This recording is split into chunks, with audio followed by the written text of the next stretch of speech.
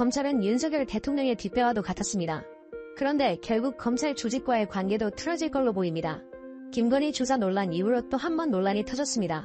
용산 대통령실은 물론이고 기자들도 경악했습니다. 영상 시청하시기 전에 구독과 좋아요 한 번씩 부탁드립니다. 역대 검찰총장 중 권력과 불화한 사례는 지금껏 꽤 있었습니다. 김가경, 김종빈, 한상대, 최동욱, 문무일, 윤석열, 김호수 등 어떤 연유에서만 권력에 고분고분하지 않았다는 게 핵심 이유였습니다. 이는 때로 긍정적으로 작용하기도 했습니다. 검찰총장이 권력의 고난을 겪는 모습은 검찰이 권력을 견제하고 감시하는 역할을 하고 있으며 정치적 중립을 지키고 있다는 이미지의 배경이 되기도 했기 때문입니다. 정치권의 비리와 부정부패를 징치하다 검찰의 수장이 좌절하는 모습은 국민들로서는 연민의 감정과 더불어 응원을 보내야 할 이유가 됐습니다. 한동안 검찰을 향한 국민의 신뢰가 높은 수준을 유지할 수 있었던 동력이기도 했습니다. 그러나 이는 착각이자 착시였습니다. 부정부패에 맞서 싸우는 정의로운 검찰이라는 이미지는 허구에 가까웠습니다. 검찰과 그들의 수장은 사실상 권력에 순치했습니다. 권력에 맞서는 경우라도 대단히 개인적인 방식으로 풀어갔을 따름이었죠. 사표를 던지는 식으로 개인의 자존심을 지키려 하거나 아니면 소극적인 기자회견쯤으로 반발하는 정도가 그들이 할 수 있는 최대치였습니다. 모두가 목도하듯 검찰은 2년 전 아예 스스로 권력을 잡고 전면에 나섰습니다. 더 이상 권력의 도구와 수단으로 남기를 거부하고 주인을 자처했습니다. 대통령이 된 검찰총장은 대통령실과 정부 내각은 물론 국무총리 비서실, 금융감독원, 국가정보원, 국민권익위원회, 방송통신위원회, 민주평화통일자문회의 등 사회 곳곳에 검사 출신들을 포진시켰습니다. 검찰공화국이라는 비판의 목소리가 컸지만 그들의 권력 장악의지는 노골적이었습니다. 스스로 권력의 일원이 됐으니 매사가 무소불위입니다. 공수처 설치 및 수사권 축소 등 검찰 집단의 이해관계 이슈가 전면에 등장할 때마다 정치권과 싸웠고 국민과 맞서며 현실 정치의 한 축으로서 적극 개입했습니다. 2022년 9월 개정 검찰청법 시행으로 직접 수사권이 부패범죄 경제범죄로 축소됐음에도 시행령 공수로 직접 수사가 가능하도록 한 것은 입법부의 법 개정 취지의 원천적 부정을 넘어서 민주주의적 체계와 질서의 부정입니다. 검찰의 이익을 극대화하는 낯뜨거운 상황임에도 한마디 자성의 목소리도 들리지 않던 검찰 집단이었지만 야당이 추진하는 검사 탄핵의 검찰 내부망에서 일제히 와배거립니다. 스스로 경계하거나 성찰하는 모습은 없습니다. 한 줌이나마 선량하고 정의로운 검찰이 있으리라는 일말의 기대가 얼마나 순진한 것이었는지 자괴감마저 들게 할 정도입니다. 그런데 아이러니하게도 검찰 정권에서 권력의 중요한 축이 될 검찰총장이 권력과 불화하기 시작했습니다. 최근 이원석 검찰총장이 겪은 수모는 검찰 정권의 가장 큰 걸림돌이 검찰이 될 수 있음을 시사한 부분입니다. 도이치모터스 주가 조작 사건 및 명품백 수수 사건 관련 피의자인 김건희 여사 조사와 관련해 검찰총장으로서 중재를 부정당했습니다. 관련 혐의로 고발된 이후 무려 4년을 훌쩍 넘겨 처음 이뤄진 조사지만 대통령 경호처 건물로 검찰이 찾아가 피의자 쪽에 휴대폰까지 맡기고 진행한 이름도 해괴한 출장 조사였습니다. 그 과정에 검찰총장의 권한은 무력화됐습니다. 검찰 정권에서 검찰총장을 제대로 농락한 셈입니다. 사실 이미 지난 5월 서울지검장 등 주요 검찰 인사에서 철저히 배제됐음에도 고작 7초 침묵으로 대응하는 데 그쳤으니 이 수모는 일찌감치 예견된 일이기도 했습니다. 허수아비로 전락한 듯하지만 법 앞에 예외도 특혜도 성역도 없다는 자신의 말을 이제와 주워 담을 수는 없는 노릇이 됐습니다. 대통령실도 당황했고 기자들도 당황한 이유일 겁니다. 과거 검찰총장들이 그랬듯 사표 제출로 개인의 자존심을 지키는 데 그치거나 자신의 권능을 부정한 몇몇 검사를 징계하는 수준에서 자족하는 것은 결코 정도가 아닙니다. 비록 시행령 등 편법으로 보전한 것이지만 검찰의 수사 역량은 그대로입니다.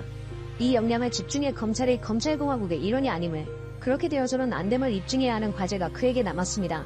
대통령 배우자의 국정농단 의혹, 대통령실의 수사 개입 의혹 등을 정면으로 마주하며 권력과의 싸움에 나서야 하는 것 아니겠습니까? 이미 윤석열 대통령은 전쟁을 선포했습니다. 자신과 반대되는 권력과 국민들이 그 대상입니다. 윤석열 정권의 언론장악 기도가 끝없이 이어지고 있는 이유도 이겁니다. 윤석열 대통령의 이진숙 방송통신위원회 위원장 임명 강행과 공영방송 이사진 교체는 그 정점에 있는 겁니다. 윤석열 정부 비판 언론을 상대로 가짜뉴스 여론몰이하거나 이명박 정부 당시 MBC 간부로 있으면서 MBC 노조를 탄압한 인물들도 공영방송 이사 직함을 달고 복귀하지 않습니까? 지난달 31일 군사작전처럼 속전속결 진행된 방송통신위원회 전체회의에서 대통령 추천위원 2명끼리 비공개로 결정한 사안입니다. 이진숙 방송통신위원장은 윤석열 대통령이 임명 재간 당일인 지난달 31일 오후 5시 방통위 전체회의를 열고 3시간 정도 회의 끝에 방송문화진흥회와 KBS 새 이사진 선임을 의결했습니다. 박문진 이사 정원 9명 가운데 6명, KBS 이사는 11명 가운데 7명이 이날 회의에서 확정됐습니다. 지난달 31일 KBS와 박문진 등 공영방송 이사로 지명된 13명의 경력과 행적을 보면 충격적입니다. 공정언론 국민연대와 그 유사단체 관련 소속 인사는 모두 4명이었고 과거 MBC 노조 탄압에 가담했던 MBC 간부 출신, 윤석열 정부를 비판하는 언론을 상대로 가짜뉴스 여론몰이를 한 단체 소속 인물도 있었습니다. 방통위에서 새롭게 선임한 윤기룡 박문진 이사는 울산 MBC 사장 출신으로 윤석열 정부 출범 이후 여러 단체에서 활동했습니다. 윤 이사가 활동했던 단체들은 유기적으로 연결돼 있습니다. 먼저 세미래포럼은 김장겸 국민의힘 의원도 고문으로 활동한 단체입니다. 윤석열 정부가 들어선 이후 국민의힘 의원실 등과 함께 국회에서 각종 가짜뉴스 관련 세미나를 8차례 이상 열었습니다. 또 이 단체는 지난해 서울프레스센터에서 열린 가짜뉴스 시상식 행사를 후원했습니다. 가짜뉴스운동본부가 진행하는 가짜뉴스 시상식은 이른바 가짜뉴스 퇴치에 힘쓴 공로자에게 상을 수여하기도 했습니다. 이래 수상자는 유튜버 한동원 삼촌TV 등인데 한동원 삼촌TV는 KBS 정상화 운동이라며 2022년 6월부터 KBS 앞을 근조 화원으로 에워싸고 욕설 방송을 하기도 했습니다.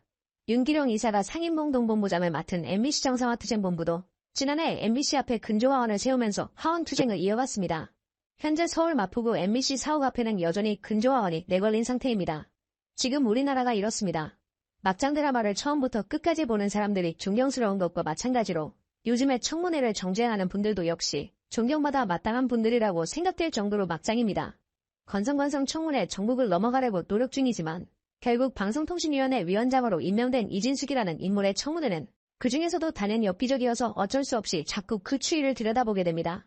청문회 풍경을 접하면서 이 인물이 방통위원장으로서 야기할 게 분명한 공영방송의 위기에 대한 걱정도 걱정이지만 그보다도 사람을 이해한다는 것이 참 어려운 일이구나 하는 생각이 더 앞섰습니다. 이진숙이라는 사람이 어떤 사람인지 단순히 윤석열의 오른팔이라고만 하기엔 설명이 어려울 정도로 처참합니다.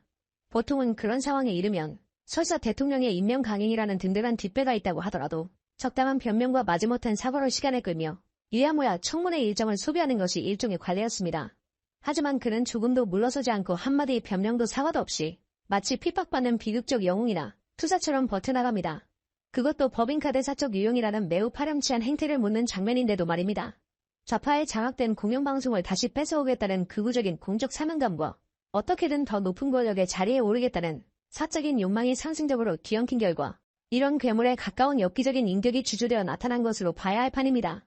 객관적 권위를 가지는 진리도 없고 공동체가 함께 지켜야 할 윤리도 없는 조건에서 내가 믿는 것이 진리이고 내가 행하는 것이 윤리가 된다는 생각이 자연스러운 이 전도된 탈진실, 한윤희의 세계에서 이런 나르시시즘은 인간 실존의 보편적 표상이 되는 것입니다. 정치적 해석과 의견이 다른 것은 우리 헌정 역사상 항상 있어왔던 일입니다. 그러나 이렇게 일방적으로 막무가내면서 정치 능력도 없는 건 헌정 역사상 처음인데요. 민주당은 이르면 모레 8월 임시국회가 문을 여는 대로 노란봉투법 처리를 강행할 것으로 보입니다. 취재기자 은근합니다. 김다연 기자. 네, 국회입니다. 네, 무제한 토론 어떻게 진행되고 있습니까? 네, 국민의힘 의원들의 반대 토론과 야당 의원들의 찬성 토론이 번갈아 이어지고 있습니다. 지금은 국민의힘 원내 대변인인 조지현 의원의 반대 토론이 2시간 넘게 진행되고 있습니다. 어제 본회의에 상정된 노란봉투법엔 하청 노동자에 대한 원청의 책임을 강화하고 사업 노동자를 상대로 한 기업의 손해배상 청구권을 제한하는 내용을 담고 있습니다. 지난 21대 국회 때 민주당 주도로 통과됐지만 윤석열 대통령이 거부권을 행사해 폐기됐고 야당은 노동자 권익을 보호하는 이 법이 꼭 필요하다며 22대 국회에서 다시 발의했습니다. 우리나라가 노조 활동을 범죄화하고 있다는 국제노동조합 총연맹의 평가를 인용하면서 정부와 여당이 기업의 이익만을 우선하고 있다고 비판했습니다. 글로벌 스탠다드를 핑계로 의료 노동자들의 권리를 더욱 제한하고 기업의 이익만 우선시하는 정책들을 추진하고 있습니다. 반면 국민의힘은 노란봉투법을 불법 파업 조장법이라고 규정하고 있습니다. 민주노총을 위한 법이라고 깎아내리며 국회는 파업 조장 대신 노동자가 파업하지 않아도 되는 현실을 만드는 데 집중해야 한다고 주장했습니다. 대기업 정규직 노조 소속인 일부의 기득권 노동자만 과도하게 보호하는 수단이 될 것입니다. 노란봉투법 필리버스터는 오늘 밤 12시 자정에 종결될 예정입니다. 국회법상 시작한 지 24시간이 지나면 표결로 종결시킬 수 있지만 다수당인 민주당은 오늘로 7월 임시국회 회기가 종료되는 만큼 별도 표결은 하지 않고 자정까지 토론을 이어갈 계획입니다. 이어 8월 임시국회 첫 본회의가 열리는 모레 노란봉투법 처리에 나선다는 방침입니다. 하지만 법안이 통과되더라도 여당은 윤석열 대통령에게 제2요구권, 거부권 행사를 건의할 거로 보입니다. 네, 주말마다 진행되는 민주당 전당대회 소식도 전해주시죠. 이번 주는 호남 지역 경선이 예정돼 있지요. 네, 잠시 뒤 익산에서 전북 지역 순회 경선이, 내일은 광주와 전남에서 경선 결과가 발표됩니다. 민주당의 전통적 지지 기반인 호남 지역 권리당원은 41만여 명으로 앞서 경선을 마친 10개 지역을 모두 합친 28만여 명보다 훨씬 많습니다. 그만큼 승부처로 꼽히는데 이재명 후보가 90% 넘는 누적 득표율을 기록한 당대표 선거보단 5명을 뽑는 최고위원 경선에 더 관심이 쏠리는 분위기입니다. 초반부터 1위로 치고 나간 원외 정봉주 후보를 4선 김민석 후보가 3천여 표 차로 따라붙고 있습니다. 또 이번 경선에선 유일한 호남 지역구 현역 의원인 민영배 후보가 최하위를 탈출해 반등 계기를 마련할지도 주목됩니다.